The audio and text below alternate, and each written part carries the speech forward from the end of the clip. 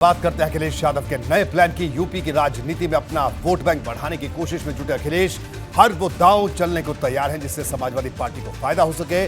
वैसे तो उसकी कवायद को वो 2019 के वक्त से कर रहे हैं, लेकिन इस बार उन्होंने ऐसा दांव चला है जो न सिर्फ सपा का फायदा करा सकता है बल्कि बसपा को तगड़ा झटका दे सकता है। अखिलेश यादव की पूरी कोशिश दलित वोट बैंक को साधने की है। इसके लिए अब उन्होंने कांशीराम प्लान तैयार किया है। 3 अप्रैल को अखिलेश रायबरेली में रहेंगे, जहां बसपा के संस्थापक कांशीराम की प्रतिमा का अनावरण करेंगे।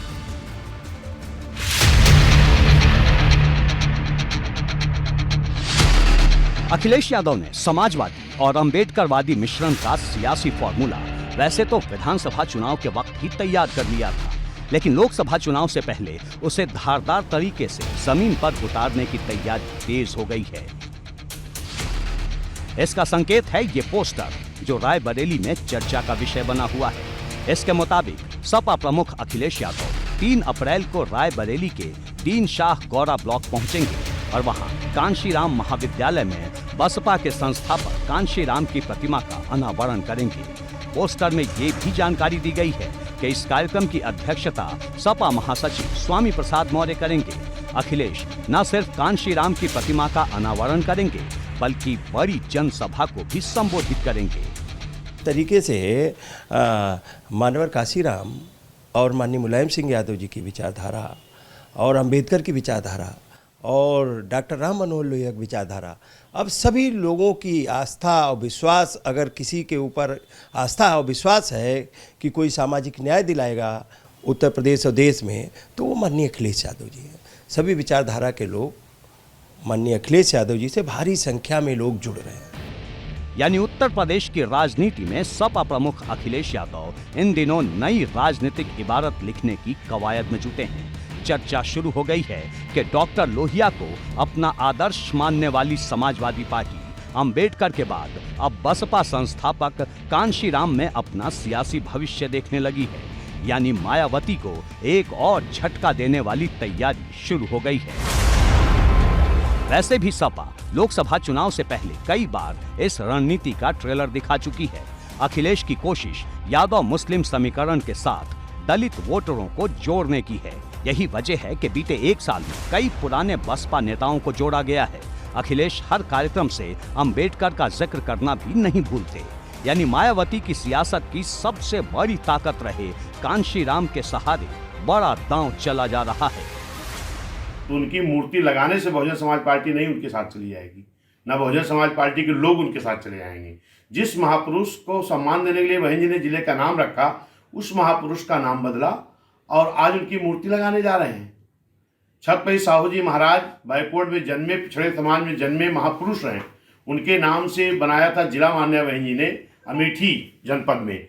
उनका भी जिला का नाम बदल करके छत्रपति साहू जी महाराज का अपमान किया, उससे पूरे पिछड़ों का अपमान हुआ है। कांशीराम के बहाने अखिलेश की पूरी कोशिश दलित समाज का दिल जीतने की है। वो दलित समाज के साथ भावनात्मक रिश्ता जोड़ने की दिशा में कदम बढ़ा चुके हैं, क्योंकि सपा लगातार ये संदेश पहुंचा रही है कि वो कांशीराम का सम्मान भी करती है और उन्हें सियासी अहमियत भी देती है। ये बात साफ है कि मायावती की सियासत की मजबूती कांशीराम ही रहे हैं, जिन्होंने गांव-गांव और गली-गली घूमकर दलित राजनीति खड़ी की। लेकिन अखिलेश अब मायावती के वोटरों को अपने साथ जोड़कर 24 के चुनाव में भाजपा को झटका देने की तैयारी कर रहे हैं। जिस वर्ग से उनकी लड़ाई रही, बहन जी से लड़ाई रही, यानी तो इतिहास इसको बदल थोड़ी सकता है कि बहन जी को समाजवादी पार्टी के लोगों ने ही किस प्रकार का अपमान किया, जान से मारने तक की कोशिश भी, और भी लोग बातें कहते हैं उसके बारे में।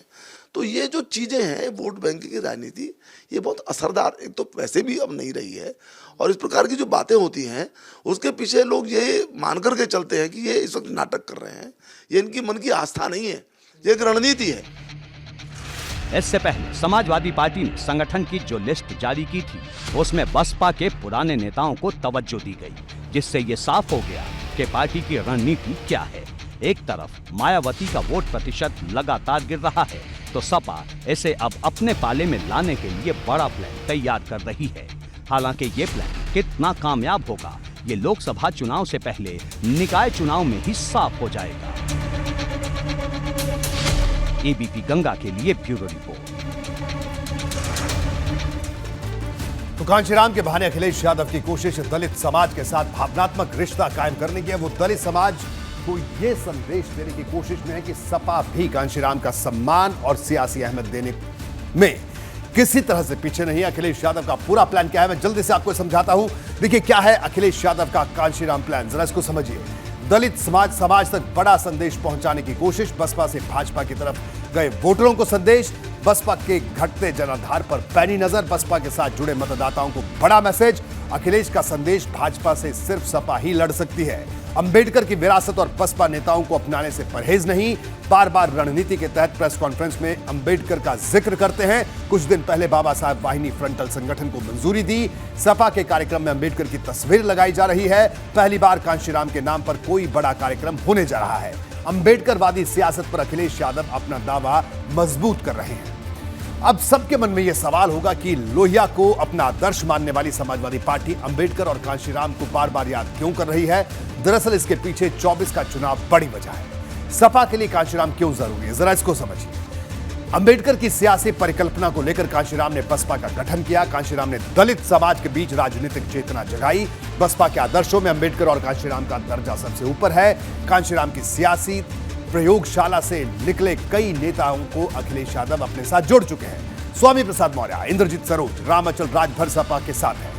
आर.के. चौधरी, लालजी वर्मा, महेश वर्मा जैसे पुराने बसपाई भी सपा के साथ हैं। अब अखिलेश यादव कांशीराम को भी सियासी तौर पर अपनाने जा रहे हैं। स्वामी प्रसाद मौर्य ने कहा कि मायावती कांशीराम की विचारधारा से भटक चुकी हैं। सपा लगातार बसपा को भाजपा की बी टीम साबित करने की नैरेटिव चला रही है। विधानसभा चुनाव में सपा को इस रणनीति का फायदा भी मिला। कांशीराम के सहारे दलितों और अति पिछड़ों पर सपा का ये नया दांव है।